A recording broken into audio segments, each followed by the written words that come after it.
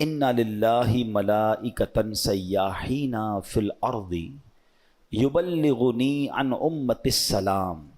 آقا فرماتے ہیں زمین پر کچھ فرشتے گھومتے پھرتے ہیں جو میری امت کا سلام مجھ تک پہنچاتے ہیں، یعنی ان فرشتوں کی ڈیوٹی یہ ہے کہ وہ امتی کا سلام بارگاہ رسالت میں پہنچاتے ہیں۔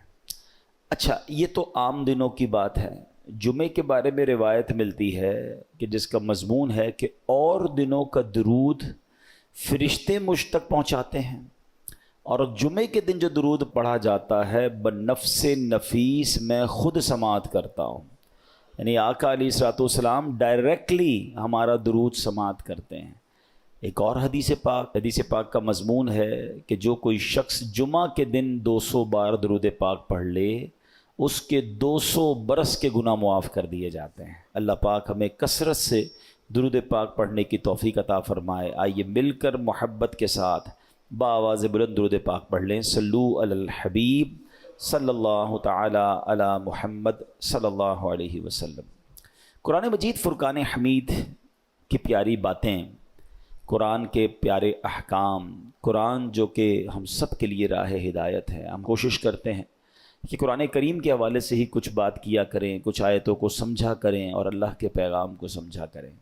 قرآن مجید ایک ایسی کتاب ہے جو ہمارے لیے راہ نجات بھی ہے، راہ ہدایت بھی ہے، گائیڈ لائن بھی ہے، اور وہ باتیں جو ہم اپنی عقل سے، اپنے یوں سمجھیے کہ جو اسباب ہیں اس سے جہاں تک رسائی نہیں ہوتی، قرآن اس سے آگے کی رہنمائی عطا فرماتا ہے۔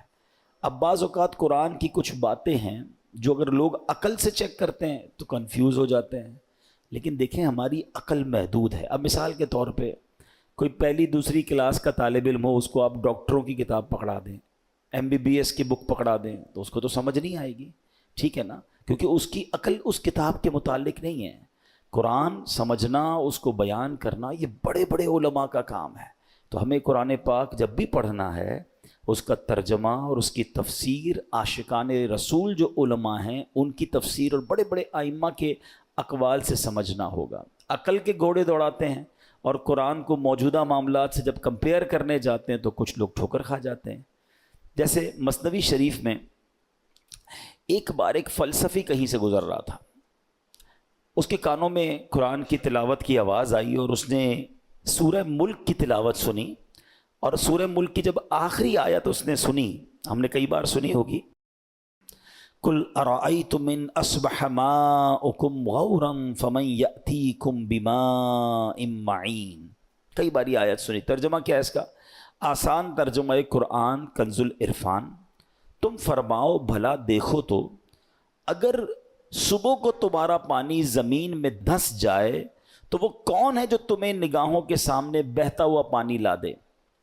یہ آیت کریمہ سن کر وہ فلسفی تکبر اور غرور میں کہنے لگا اس پہ کیا بڑی بات ہے، اگر اللہ پانی کو دھسا دے گا تو ہمارے پاس تو بڑی بڑی ڈرل مشینیں ہیں، بڑے بڑے آلات ہیں، ہم پانی کو نکال لیں گے، ہیں یہ تو جناب ہمارے اختیار میں ہے، اللہ فرماتا کون ہے جو نکالے، ہم نکالیں گے۔ اب اس نے قرآن کو اپنی عقل سے سمجھنے کی کوشش کی۔ اچھا، اب کیا ہوا، رات کو وہ فلسفی سویا تو اس کے خواب میں اس نے دیکھا کہ ایک بڑا طاقتور شخص آیا، اس نے اس فلسفی کے منہ پر ایک زوردار چانٹا مارا۔ جب چانٹا مارا تو اس کی دونوں آنکھیں باہر آ گئیں، اور ہماری آنکھوں میں نور کا ایک ایک قطرہ ہوتا ہے، دونوں آنکھوں میں ایک ایک قطرہ ہوتا ہے جس سے ہم دیکھتے ہیں، پانی، آنکھوں کا پانی جس کو اب کہا جاتا ہے، تو قطرے زمین پر گر کر خشک ہو گئے۔ خواب میں یہ سب کچھ ہوا ہے۔ خواب میں آنے والے شخص نے کہا کہ اے بدنصیب، اگر تو واقعی کدال اور پھاوڑے اور سائنسی آلات سے زمین میں گیا ہوا پانی نکال سکتا ہے تو اپنی ان دونوں آنکھوں سے نکلے ہوئے جو قطرے ہیں اس کو پانی کو نکال کے دکھا۔ صبح ہوئی تو اس کی آنکھیں پھوٹی ہوئی تھیں، آنکھوں میں بہت درد تھا، نظر کچھ نہیں آ رہا تھا، اور اس کا وہ جو سارا نشہ تھا، سارا غرور تھا، وہ بھی اتر چکا تھا کہ ہر چیز اپنے دماغ سے فیصلہ نہیں کی جاتی، اللہ کے احکام ہیں تو ہمارا کام اس پر عمل کرنا ہے، اس پر یقین کرنا ہے، اسے فالو کرنا ہے۔ قرآن میں ایسے ایسے خزانے ہیں، تو قرآن تو وہ عظیم کتاب ہے کہ جس کی ہمیں جو ہے برکتیں حاصل کرنی چاہیے۔ معاذ اللہ اس کو ڈیبیٹ میں، یعنی اس کو اگینسٹ میں اس کے بات کرنے سے پہلے 1000 بار سوچنا چاہیے. ہم مسلمان ہیں, ہمارا کام ایمان لانا ہے. شاعر کہتے ہیں نا, کسی کو تاج وقار بخشے, کسی کو ذلت کے غار بخشے, جو سب کے ماتھے پہ مہر قدرت لگا رہا ہے وہی خدا ہے. ہمیں اللہ کریم کے ہر فرمان پر بلا چوں چراں رب کریم عمل کرنے کی اور یقین کرنے کی توفیق عطا فرمائے. اچھا, اسی طرح قرآن مجید فرقان حمید میں اللہ کریم کی چونکہ اس میں باتیں ہیں, رب عز و جل کا ذکر ہے, اور اس میں ہمیں الحمدللہ اچھے طریقے سے ایمان بھی لانا ہے. یہاں ہمیں ایک اور بات بھی سمجھنا ہوگا کہ ہمارے اسلاف نے جب قرآن کریم فرقان حمید کو پڑھا تو پڑھنے کے بعد اس کے اندر ہم نے کتنا عمل کیا. اول تو ہم پڑھتے نہیں ہیں, پڑھتے ہیں تو عمل نہیں کرتے. ہمارے بزرگان دین نے کیسا عمل کیا. قرآن مجید کی ایک آیت تھی, ایک بڑی کمال کی آیت ہے, اور اس آیت نے ہزاروں, میں کہوں کہ بہت سارے لوگوں کی زندگی میں زبردست انقلاب برپا کر دیا. صرف ایک آیت ہے. آیت کیا ہے؟ الم یأن للذین آمنوا ان تخشع قلوبہم لذکر اللہ. 27واں پارہ ہے, سورہ حدید ہے, آیت نمبر 16 ہے. اس ایک آیت میں اتنا گہرا میسج ہے. اس کی میننگ کیا ہے؟ معنی یہ ہے, کیا وقت نہیں آیا ان لوگوں کے لیے جو ایمان لائے کہ جھک جائیں ان کے دل اللہ کی یاد کے لیے. یعنی جھنجھوڑا گیا ہے, بھی وقت نہیں آیا کہ توبہ کرو اور اللہ کی طرف جھک جاؤ. اب دیکھیں, جس کے دل پہ اثر ہونا ہوتا ہے کیسا ہوتا ہے, جو پاکیزہ دل اللہ پاک جن کے دلوں پر قرآن کا اثر ڈالتا ہے, کیسا ہوتا ہے کہ حضرت فضیل بن عیاض رحمۃ اللہ تعالی علیہ, یہ بہت بڑے اللہ کے ولی گزرے ہیں, مگر شاید بہت کم لوگوں کو پتا ہوگا کہ توبہ سے پہلے یہ بہت بڑے ڈاکو تھے, اور اتنے خطرناک ڈاکو تھے کہ محلے والے, علاقے والے, شہر والے ان سے ڈرا کرتے تھے. آپ نے قرآن مجید کی ایک آیت پر عمل کیا. ہوا کیا کہ ایک بار آپ قافلے کے ساتھ کہیں جا رہے تھے, قافلے میں ایک شخص جو تھا تلاوت قرآن کر رہا تھا, اور اس نے یہ آیت پڑھ دی. آیت کیا ہے؟ الم یأن للذین آمنوا ان تخشع قلوبہم لذکر اللہ. کیا وقت نہیں آیا ان لوگوں کے لیے جو ایمان لائے کہ جھک جائیں ان کے دل اللہ کی یاد کے لیے. اب جب یہ آیت آپ نے سنی نا, حضرت فضیل بن عیاض کے دل پر ایسا اثر ہوا, اتنا روئے, اور کہتے ہیں یا اللہ وہ وقت آ گیا ہے کہ ہم تیری راہ میں چل پڑیں.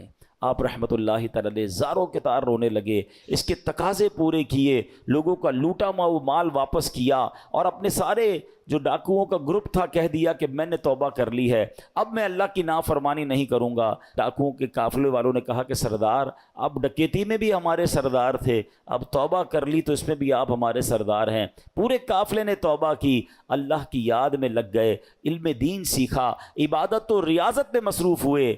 اللہ اکبر. پھر اللہ نے آپ کو ولایت کا ایسا مقام عطا کیا کہ ایک مرتبہ منا میں ایک پہاڑ پر موجود تھے. آپ نے فرمایا اگر کوئی ولی اللہ اس پہاڑ کو حکم دے کہ ایک پہاڑ لمبا ہو جا تو فوراً لمبا ہو جائے گا. بس اتنا کہنے کی دیر تھی کہ پہاڑ نے لمبا ہونا شروع کر دیا. آپ نے فرمایا پہاڑ رک جا, میں نے تجھے حکم نہیں دیا ہے. یہ سنتے ہی وہ ٹھہر گیا. تو اللہ والے جو ہوتے ہیں, اب یہاں جو اصل ہمیں بات سیکھنی ہے کہ توبہ کرنے سے اللہ کیسا مرتبہ عطا فرماتا ہے. ڈاکو ہو اللہ اسے اپنا ولی بنا لیتا ہے. بس سچے دل سے توبہ کرنا ہے اور قرآن کے نور کو دل میں داخل کرنا ہے. ایسی بہت ساری قرآن میں آیتیں ہیں, اگر بندہ دل سے پڑھے تو وہ ڈائریکٹ دل پر اثر کرتی ہیں, امپیکٹ کریٹ کرتی ہیں. آپ قرآن کا امپیکٹ دیکھیں نا, کبھی کبھی ایسا ہوتا ہے کہ بہت اچھا قاری تلاوت کرنے والا ہو یا امام صاحب بڑی اچھی تلاوت کر رہے ہوں, ہمیں سمجھ نہیں آتا مگر آنکھوں سے آنسو جاری ہو جاتے ہیں, دل پر ایک کیفیت طاری ہو جاتی ہے. کیسے؟ بات تو سمجھ نہیں آ رہی ہے. یہ وہ قرآن کا نور ہے, یہ وہ قرآن کی برکت ہے جو آپ اپنے دل میں محسوس کرتے ہیں. اللہ کرے کہ میں اور آپ سمجھ کر قرآن پڑھنے والے بنیں اور قرآن کی برکتیں حاصل کریں. صحابہ کرام کس طرح عمل کرتے تھے؟ قرآن کی آیت پڑھتے تھے اور نیکی پر عمل کر لیتے تھے. بخاری شریف کی ایک حدیث ہے, حضرت ابو طلحہ انصاری رضی اللہ تعالیٰ عنہ بڑے مالدار صحابی تھے. انہیں اپنے مال میں بے روحا, یہ بڑا پیارا ایک آپ کا کنواں تھا, باغ بھی تھا, وہ باغ بڑا پسند تھا آپ کو. تو بے روحا نامی باغ انہیں بڑا پسند تھا. تو قرآن کی آیت نازل ہوئی, لن تنالوا البر حتی تنفقوا مما تحبون. یہ چوتھے پارے کی پہلی آیت ہے.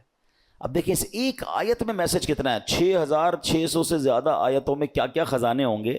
میں نے آپ کو ابھی ایک آیت سنائی جس نے حضرت فضیل بن عیاض کو بدل دیا. ابھی ایک آیت سنائیے، چوتھے پارے کی پہلی آیت، ترجمہ کیا ہے اس کا؟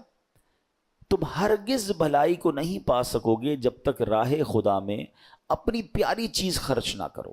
کیا شاندار میسج ہے! اگر بھلائی چاہیے تو اللہ کی راہ میں بیسٹ خرچ کرنا ہے، گھٹیا نہیں۔ اچھا، انہوں نے پڑھی یہ آیت، ابھی نازل ہوئی، ابھی پڑھی، فوراً نبی پاک کی بارگاہ میں حاضر ہوئے، کہتے حضور بے روحہ جو ہے نا باغ مجھے بڑا پسند ہے، اللہ نے فرمایا ہے بھلائی جب ملے گی، جب بہترین چیز خرچ کرو گے، حضور میں اپنا یہ پورا باغ ہی راہ خدا میں خرچ کرتا ہوں، صدقہ کرتا ہوں۔ ادھر آیت پڑھی، ادھر عمل شروع۔ ہم نہ جانے کتنے بیان سنتے ہیں، کتنی آیتیں پڑھتے ہیں، کتنا قرآن پڑھتے ہیں، عمل کدھر ہے؟ تو یہ وہ لوگ تھے جو قرآن پڑھتے تھے اور فوراً اس پر عمل کرنا شروع کرتے تھے، اور پھر اللہ نے ان کو کیسا مرتبہ عطا فرمایا۔ اے میرے پیارے اسلامی بھائیوں، قرآن سے محبت کیجئے، قرآن سے دوستی کیجئے۔ حدیث پاک میں آتا ہے جس کا مضمون ہے وہ دل ویران ہے جس میں کچھ قرآن نہیں ہے۔ ہم چیک کریں ہمارے سینوں میں کتنا قرآن ہے۔ میں آج آپ کو ایک ایسی روایت سنانے جا رہا ہوں کہ جب بھی پڑھتے ہیں نا یا اس کو سنتے ہیں، کہتے ہیں نا وہ رونگٹے کھڑے ہو جاتے ہیں۔ یہ تورات شریف میں روایت ہے کہ اللہ پاک ارشاد فرماتا ہے، اے میرے بندے، کیا تجھے مجھ سے حیا نہیں آتی کہ تو راستے میں چل رہا ہوتا ہے، تیرے پاس اپنے کسی بھائی کا خط آتا ہے تو راستے سے ہٹ جاتا ہے، بیٹھ کر اس کے ایک ایک حرف کو غور سے پڑھتا، یہاں تک کہ اس کا کوئی لفظ نہیں چھوڑتا، جبکہ میری کتاب میں نے تیری طرف نازل کی۔ دیکھ اس میں تیرے لیے کتنی تفصیل ہے، میں نے کتنی بار تجھے سمجھایا تاکہ تو اس پہ غور کرے، پھر بھی تو اس سے منہ پھیرتا ہے۔ کیا میرا مرتبہ تیرے نزدیک تیرے بھائیوں سے بھی کم ہے؟ اب آج کے دور میں ذرا سمجھیے گا، ہم کہیں جا، بلکہ نماز پڑھ رہے ہو، ابھی مسجد میں ہمارے موبائل پر میسج آیا، میسج آنے کی ٹیون آئے، بیل بجے، واٹس ایپ آیا ہے، پتہ چل گیا ہے، اب دل میں خیال آنا شروع ہوگا، پتہ نہیں کس کا ہوگا، کیا لکھا ہوگا، کیا پیغام ہوگا، جلدی سے موبائل نکالو، چیک کرو، مس نہ ہو جائے۔ کال آئی ہے، فوراً دیکھیں گے کس کی آئی ہے، غور کیجئے۔ اللہ فرما رہا ہے کتنی حقیقت بات ہے کہ ہم مسجد میں، نماز میں، سفر میں، ٹریول میں میسج آئے چھوڑتے نہیں۔ یہی تو بات تورات میں فرمائی نا کہ تیرے بھائی کا تیرے پاس خط آیا، پیغام آیا، تو اس راستے سے رک جاتا ہے، ایک ایک حرف بغور پڑتا ہے، اور میں نے جو تجھ پر کتاب نازل کی تیرے پاس اس کے لیے ٹائم نہیں ہے۔ کتنی ہدایت کی باتیں ہیں، کتنا تجھے اس میں سمجھایا ہے، کتنا تجھے بتایا ہے۔ پھر اگلا جملہ جو آخری جملہ ہے نا وہ ہلا دیتا ہے کہ رب فرماتا ہے کہ میرا مرتبہ تیرے نزدیک تیرے بھائیوں سے بھی کم ہے، ہماری فیملی سے بھی کم ہمارے پاس اللہ کا مرتبہ ہو گیا۔ معاذ اللہ، فیملی کا میسج مس نہیں کرتے، باس کا میسج مس نہیں کرتے، دوستوں کا میسج مس نہیں کرتے، رات کو آدھی رات کو اٹھ کر بھی موبائل چیک کرتے ہیں۔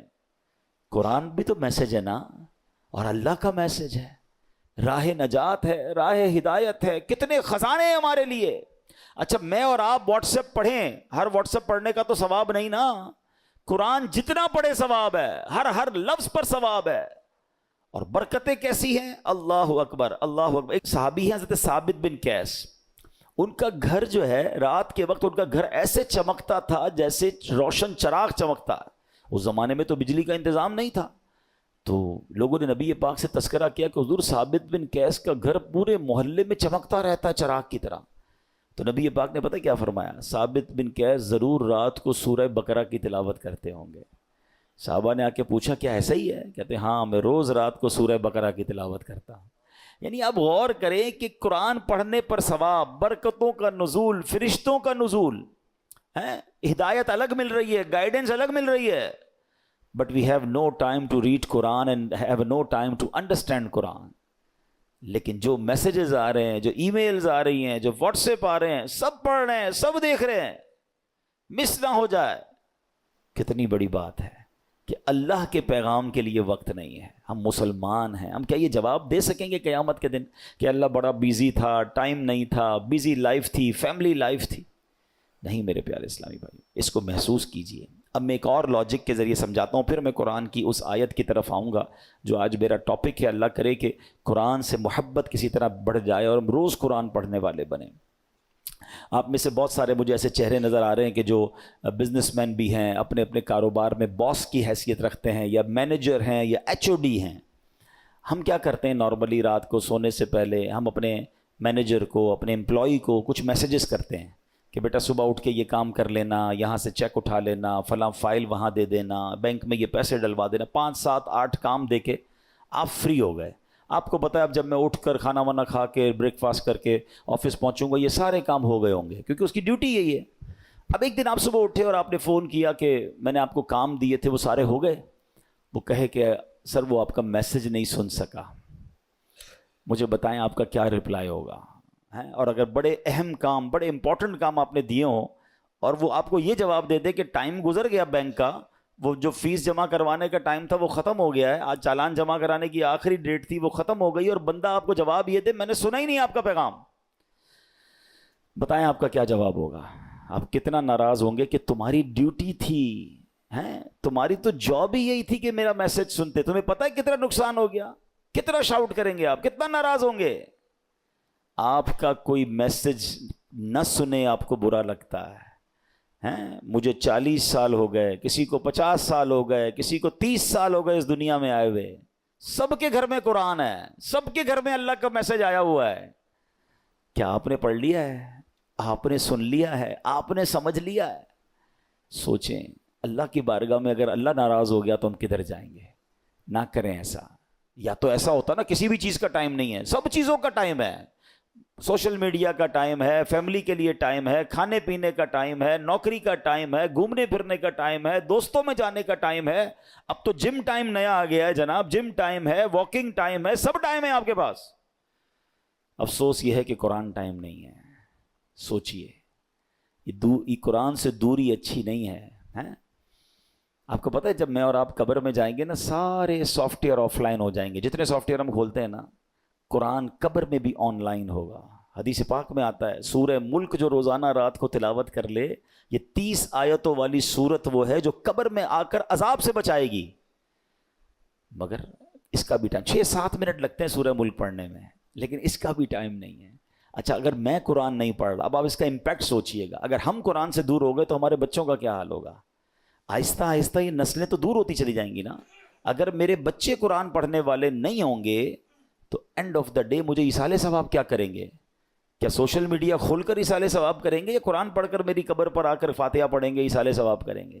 سوچئے، اپنے گھر میں یہ ماحول بنائیے، میں بھی قرآن پڑھوں، میری فیملی بھی قرآن پڑھے، انہیں نظر آئے کہ گھر میں قرآن کی تلاوت ہوتی ہے، پھر قرآن انڈرسٹینڈ کریں۔ اب تو بڑا آسان ہو گیا ہے، اب تو اردو زبان میں ترجمے موجود ہیں، ٹرانسلیشنز ہیں، ماشاءاللہ دعوت اسلامی نے تو قرآن کو اتنا آسان کر دیا ہمارے لیے کہ ترجمہ قرآن اور پھر تفسیر قرآن صراط الجنان، یہ اتنی کمال کی قرآن پاک کی تفسیر ہے، ڈیٹیل تفسیر آسان اردو میں، پھر اس کی اپلیکیشن بھی بنا دی ہے، آپ سرچ بھی کر سکتے ہیں کوئی ٹاپک، کوئی آیت، کوئی موضوع، اور آپ کو اس کے تحت قرآن پاک کی تفسیر مل جائے گی، اپنے موبائل میں ڈاؤن لوڈ کر لیں، فری آف چارج ہے۔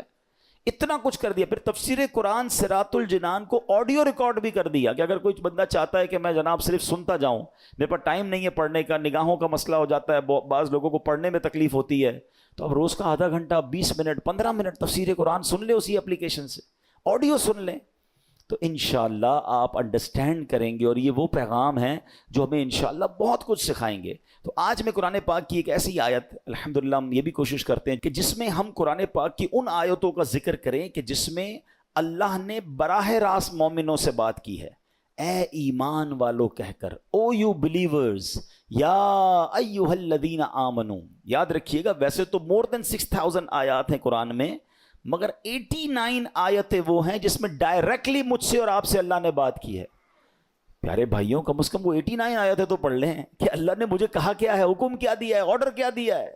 اب انہی میں سے ایک آیت آج میں تلاوت کر رہا ہوں، یہ پارہ نمبر 4 ہے، سورہ آل عمران ہے، اور آیت نمبر 200۔ اللہ ارشاد فرماتا ہے، یا ایھا الذین آمنوا اصبروا وصابروا ورابطوا واتقوا اللہ لعلکم تفلحون۔ ترجمہ قرآن، اے ایمان والو صبر کرو اور صبر میں دشمنوں سے آگے رہو، اور اسلامی سرحد کی نگہبانی کرو، اور اللہ سے ڈرتے رہو اس امید پر کہ تم کامیاب ہو جاؤ۔ اس میں 2-3 بڑے پیارے میسج ہیں۔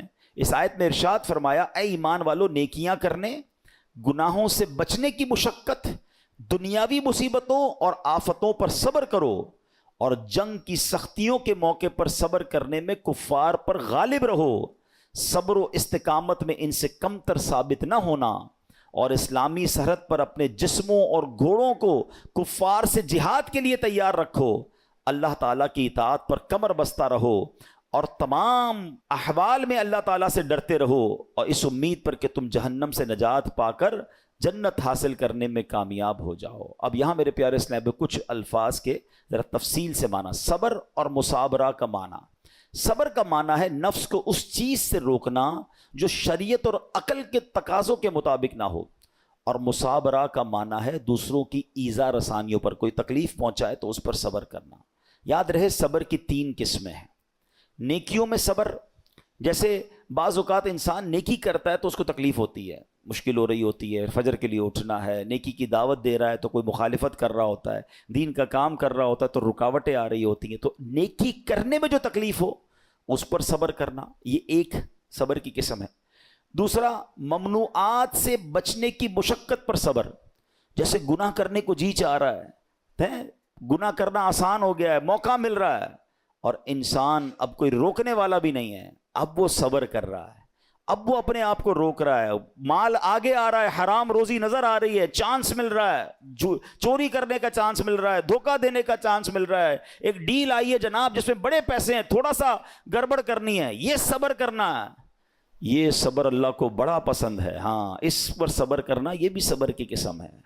اور آپ نے قرآن کی وہ آیت یاد رکھنی ہے کہ ان اللہ مع الصابرین، اللہ صبر کرنے والوں کے ساتھ۔ ہم لوگ بعض اوقات سمجھتے ہیں کہ جو مار پڑتی ہے، جھگڑا ہوتا ہے، بیماری ہو جاتی ہے، اسی پر صبر، یقیناً یہ بھی صبر کی ایک قسم ہے۔ تیسری قسم ہی یہی ہے کہ دنیا کی مصیبتوں اور آفتوں پر صبر کرنا، لیکن جو پہلی 2 قسمیں ہیں نا، یہ بھی صبر ہی ہے، اور بڑا کمال کا صبر ہے کہ نیکی کرنے میں مشکل ہو رہی ہے، بندہ صبر کر رہا ہے مگر نیکی کیے جا رہا ہے۔ بعض اوقات روزہ رکھتے ہیں، تکلیف ہوتی ہے، مشقت والا کام بھی ہے، پھر بھی روزہ رکھ رہے رمضان کا، صبر کر رہے ہیں نا، یہ بھی صبر کرنے والا ہے۔ گناہ کا موقع مل رہا ہے، گناہ نہیں کر رہا، رک رہا ہے، یہ بھی صبر کرنے والا ہے۔ تکلیف آ گئی، آفت آ گئی، مصیبت آ گئی، اللہ کی رضا پر راضی ہے، صبر کر رہا ہے، یہ بھی صبر کرنے والا ہے۔ اچھا، اب اس میں ورابطو، قرآن میں ایک اور لفظ ذکر ہوا اس آیت میں، اس لفظ کے مفہوم پر مفسرین نے کافی تفصیلی کلام کیا، جس کا خلاصہ یہ ہے کہ لفظ ورابطو کے 2 معنی ہو سکتے ہیں۔ سرحد پر اپنے جسموں اور گھوڑوں کو کفار سے جہاد کے لیے تیار رکھو۔ نمبر 2، اللہ تعالیٰ کی اطاعت پر کمر بستہ رہو۔ تو جو لوگ سرحدوں کی، اسلامی سرحدوں کی حفاظت کرتے ہیں، اپنی جان جوکھوں میں ڈالتے ہیں، شہید ہو جاتے ہیں، اپنا سب کچھ لٹا دیتے ہیں، ان کے بڑے مرتبے قرآن میں بیان ہوئے، اور اس کی تو بڑی فضیلتیں ہیں۔ سبحان اللہ، یاد رکھیے کہ اسلامی ملک کی بقا، مسلمانوں کی حفاظت، دین کی سربلندی، اسلام کی قوت کا اظہار، لوگوں کے حقوق کا تحفظ، پیغام الہی کے لیے تبلیغ، کفر کی راہ میں رکاوٹ اور اس کی روک تھام میں اسلامی ملک کی سرحدوں کی حفاظت کا بہت عمل دخل ہے۔ حضرت سہل بن سعد ساعدی رضی اللہ تعالیٰ عنہ فرماتے ہیں کہ سرکار دو عالم علیہ الصلوۃ والسلام نے ارشاد فرمایا، راہ خدا میں ایک دن سرحد کی نگہبانی کرنا دنیا و ما فیہا سے بہتر ہے۔ یعنی دنیا اور اس کے اندر جو کچھ ہے وہ سب سے بہتر یہ ہے کہ اللہ کی راہ میں اسلامی سرحدوں کی حفاظت کی جائے۔ تو اخلاص کے ساتھ جو یہ کام کرتے ہیں وہ ان کے بڑے مرتبے ہوتے ہیں۔ حضرت سلمان رضی اللہ تعالیٰ سے روایت ہے، نبی پاک علیہ الصلوۃ والسلام نے ارشاد فرمایا، ایک دن اور ایک رات سرحد کی حفاظت کرنا 1 مہینے کے روزوں اور قیام سے بہتر ہے۔ حفاظت کرنے والا اگر مر گیا تو اس کے اس عمل کا اجر جاری رہے گا اور وہ فتنہ قبر سے محفوظ رہے گا۔ تو یہ نصیب والوں کا حصہ ہوتا ہے۔ ٹھیک ہے، اب ہم نے 2 باتیں اس آیت سے سیکھی کہ ایک صبر کرنا ہے، مصیبت آئے تو صبر کرنا ہے، نیکیاں مشکل لگ رہی ہیں پھر بھی نیکیاں کرنی ہے، فرض پورا کرنا ہے، صبر کرنا ہے، اور اسی طرح گناہ کرنے کا موقع مل رہا ہے، چانس مل رہا ہے، بڑھ کر گناہ آ رہا ہے، اپنے آپ کو روکنا ہے، صبر کرنا ہے، یہ سب صبر میں شامل ہے۔ اور پھر ہم نے اسلامی سرحدوں کی حفاظت کے بارے میں سنا۔ اسی طرح میرے پیارے اسلامی بھائیوں، نبی پاک نے ایک بار صحابہ کرام سے فرمایا، تمہیں ایسی چیز نہ بتا دوں جس کے سبب اللہ تعالیٰ خطائیں مٹا دے اور درجات بلند کرے؟ عرض کی حضور ضرور بتائیے۔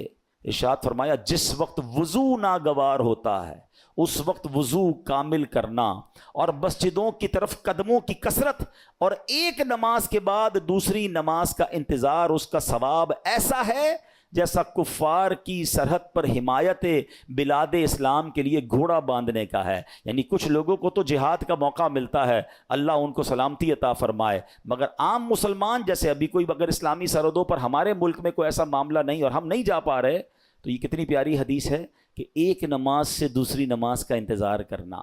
جب وضو مشکل ہو اس وقت وضو کرنا. سردیوں میں بعض اوقات وضو مشکل ہو جاتا ہے. مسجدوں کی طرف قدم رکھ چلنا. تو آقا فرماتے ہیں اس کا ثواب ایسا ہے کہ کفار کی سرحد پر حمایت بلاد اسلام کے لیے گھوڑا باندھنے کا. تو اے میرے پیارے اسلامی بھائیوں، قرآن پاک کی آیتوں میں ہم سب کے لیے بہت سارے میسج ہیں. آج بڑا مسئلہ یہ ہے کہ ہمارے اندر سے صبر ختم ہوتا جا رہا ہے. آج بے صبری کا دور ہے. چھوٹی سی مشکل آ جائے، چھوٹی سی پریشانی آ جائے، ہم شکوہ کرتے ہیں، ہم شکایت کرتے ہیں. یاد رکھیے سب کو بتا کر صبر نہیں ہوتا ہے. بعض اوقات ہمارے ساتھ کوئی پرابلم ہو، پورے محلے کو بتایا، ارے بھائی بڑا مسئلہ ہے، کاروبار ڈاؤن ہو گیا ہے، طبیعت بالکل ٹھیک نہیں ہے، فلاں نقصان ہو گیا ہے، سب کو بتا کر آخر میں کہتے ہیں جناب میں تو صبر ہی کر رہا ہوں. یہ صبر نہیں ہے. صبر پتہ ہے کس کو کہتے ہیں؟ میں جانوں میرا رب جانے. ہاں، کسی کو پتہ نہ چلے. ہم ایک جملہ بڑا شوق سے کہہ رہے ہوتے ہیں، کافی لوگوں کے منہ پر یہ جملہ ایک محاورے کے طور پر آ گیا ہے کہ اللہ پاک آپ کو صبر جمیل عطا فرمائے، صبر جمیل پر اجر عظیم عطا فرمائے. ان کو کبھی روک کے پوچھے حضرت صبر جمیل کہتے کس کو ہیں؟ تو ہمیں شاید یہ نہیں پتا ہے. ہم شاید کسی جمیل بھائی کا صبر سمجھ رہے ہیں. یہ جمیل بھائی کا صبر نہیں ہے. صبر جمیل کی ڈیفینیشن لکھی ہے کتابوں میں. صبر جمیل یہ ہے کہ دو بندے ہوں، ایک پریشان ہے اور ایک بالکل خوشحال ہے. آپ کو دونوں کو دیکھ کر پتہ نہ چلے کہ پریشان کون ہے. میرا چہرہ بھی نہ بتائے. اچھا ہم زبان سے نہیں بتاتے، چہرے سے پتہ چل جاتا ہے بھائی خیر تو ہے، آج آپ کی طبیعت، آپ کا منہ اترا ہوا ہے تو ہاں بس یار وہ فلاں مسئلہ ہو گیا فلاں. نہیں، کسی کو پتہ ہی نہ چلے. صبر یہ جو جس صبر کو سبحان اللہ جس کی برکتیں ہیں نا، پھر دیکھیں غیب سے کیسے مدد آتی ہے.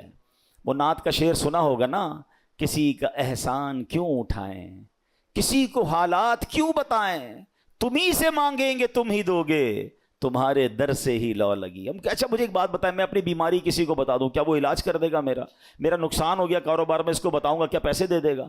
ملنا کچھ نہیں ہے، صبر کا ثواب جا رہا ہے. تو اللہ کرے کہ یہ بات سمجھ آ جائے کہ ہم پراپر صبر کرنے والے بنے. ہے بات بڑی گہری لیکن عقل مند لوگ پک کر لیں گے. حضرت رابعہ بصریہ رضی اللہ تعالیٰ عنہ نے، بڑی ولیہ تھیں، بڑی کمال کی خاتون تھیں. ان کے قریب سے ایک شخص گزرا، اس کے سر پر پٹی بندھی ہوئی تھی. تو حضرت رابعہ بصریہ نے پوچھا کیوں پٹی باندھی ہے؟ کہتے ہیں سر میں درد ہے، بیمار ہوں اس لیے پٹی باندھی ہے. آپ نے پتہ ہے کیا کہا؟ کیا کبھی صحت کی پٹی بھی باندھی تھی؟ اب یہ بات بڑی گہری ہے. یعنی ان کا کہنا یہ تھا کہ رب نے تمہیں اتنے دن تک صحت مند رکھا، کسی کو نہیں بتایا. آج تھوڑے دن کے لیے بیماری ہوئی تو پٹی باندھ کے سب کو بتا رہے ہو کہ اللہ نے بیمار کیا ہے. یہ بات سمجھنی ہے کہ ہماری پرابلم ہماری ہے. میرا رب، اگر رب راضی ہے میری پرابلم پر تو میں بھی راضی ہوں نا. کیونکہ آپ حدیثیں تو پڑھیں کہ نبی پاک علیہ الصلوۃ والسلام کی حدیث پاک ہے جس کا مضمون ہے کہ اللہ پاک جس بندے سے محبت کا ارادہ فرماتا ہے اس پر آزمائشوں کی بارش بھیج دیتا ہے. اب بڑی اہم بات ہے کہ محبت بھی ہو رہی ہے اور آزمائشیں بھی آ رہی ہیں. حدیث کا اگلا حصہ اس کو کلیریفائی کرتا ہے کہ حدیث پاک کا مضمون ہے کہ رب کی رضا یہ ہے کہ میرے بندے سے دنیا میں جو خطائیں ہو گئی ہیں میں آزمائشیں بھیجوں، یہ صبر کرے، اس کے گناہ معاف ہو جائیں، اب میرے پاس آئے تو گناہوں سے پاک ہو کر آئے، میں اسے اپنی جنت میں داخل کر دوں. تو آزمائشیں تو میرے گناہ معاف کروانے آئی تھیں اور ہم ہیں کہ ان آزمائشوں پر واویلا مچا رہے ہیں، لوگوں کو بتا رہے ہیں، شکوے کر رہے ہیں. بعض اوقات تو زبان سے جملے ایسے کہہ دیتے ہیں جو اللہ کی بارگاہ میں ناراضی کا سبب بنتے ہیں. نہیں میرے پیارے اسلامی بھائیو، ہمیں یہ غور کرنا چاہیے کہ جس رب نے ساری زندگی چھاؤں میں رکھا ہے، اگر کچھ دن دھوپ کے آئے ہیں تو صبر سے گزارنا. یہ امتحان ہے. قرآن میں رب نے فرمایا نا، وہی بات والی بات ہے، قرآن پڑھیں نا. اللہ فرماتا ہے وَلَنَبْلُوَنَّكُمْ بِشَيْءٍ مِّنَ الْخَوْفِ وَالْجُوعِ وَنَقْصٍ مِّنَ الْأَمْوَالِ وَالْأَنفُسِ وَالثَّمَرَاتِ وَبَشِّرِ الصَّابِرِينَ. اللہ نے تو لسٹ بھی دے دی ہے. ہم ان قریب تمہیں آزمائیں گے، بھوک سے مال کم ہو جائیں گے، بیمار ہو جاؤ گے، خوف آ جائے گا، پرابلمز آئیں گی، مگر آگے کیا فرمایا؟ وَبَشِّرِ الصَّابِرِينَ. خوشخبری ہے صبر والوں کے لیے. الَّذِينَ إِذَا أَصَابَتْهُمْ مُصِيبَةٌ، جب وہ مصیبت میں گرفتار ہو جاتے ہیں، قالوا انا للہ و انا الیہ راجعون، کہتے ہیں ہم اللہ ہی کا مال ہے، اللہ ہی کی طرف لوٹ کر جانا ہے. تو اللہ قرآن کی اس آیت کے صدقے ہمیں صبر کرنے والا بنا دے۔ صبر کا اجر اتنا بڑا ہے، یہ مصیبتیں پریشانیاں گناہوں کو معاف کروانے، درجات کو بلند کرنے آتی ہیں۔